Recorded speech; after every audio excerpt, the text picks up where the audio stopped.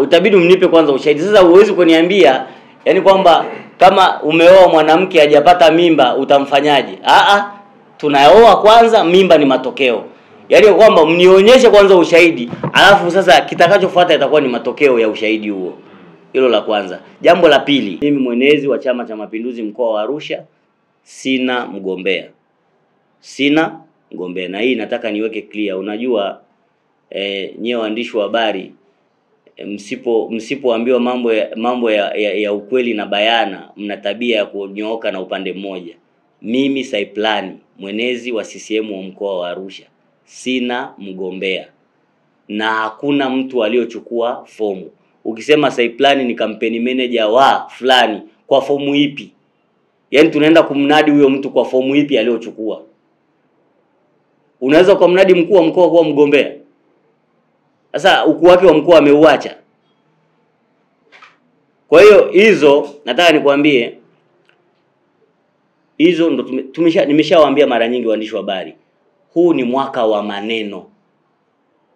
Huu ni mwaka wa maneno. Na mengi yatakuwa ya uongo, ya kusikia, na hiyo ya kushindikizwa kwamba tuna ushahidi, tuna nini. Ni maneno ya urongo yatajaa kipindi hichi. Sasa mimi nafanya kazi bandarini, sitishwi na honi ya meli. Wabunge wetu hawa bado ukomo wao haujafika. Madiwani leo ndo mnaona ndo ukomo wa madiwani. Kwa hiyo tukimkuta diwani sasa hivi anapita kwa wajumbe kule kwenda kuzungumza nao au kuwapelekea chochote, tunakiita rushwa.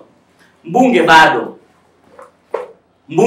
bado tunasema anahudumia, kuna kazi za mbunge ndani ya chama na kuna kazi za mbunge ndani ya umma, kazi za chama ndani ya umma. Kwa kazi aliyoifanya siku ile ambayo mliniona na mimi anagawa gesi ni kazi ya mbunge ndani ya chama.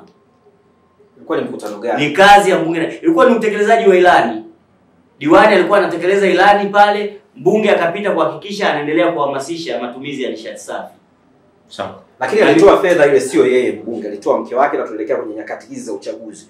Rushwa tunaitafsiri vipi tukisema kwamba mtu anapotoa fedha anafanya kazi ndani ya chama? Yaani rushwa inatafsiri wakati gani? Ni sahihi au mke wake ni nani ndani ya chama? Yaani tafsiri ya watu wasione rushwa hapo tunaipataje? Na nyakati gani tunasema hii ni rushwa na sasa sio rushwa? Sasa katika swala la kuhudumia, wewe katika nafasi yako, sisi tunaendelea kulichukulia unahudumia katika nafasi ile. Katika maneno aliyoyasema ya kwamba mke wake ndo katoa ile nauli, hayo sasa ni ya kwake.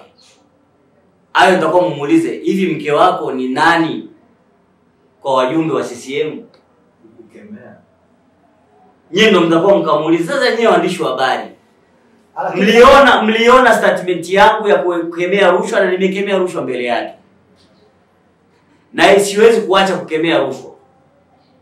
Lakini Chido, katika ahadi za mwana CCM namba 6, rushwa ni adui wa haki, sitotoa wala kupokea rushwa.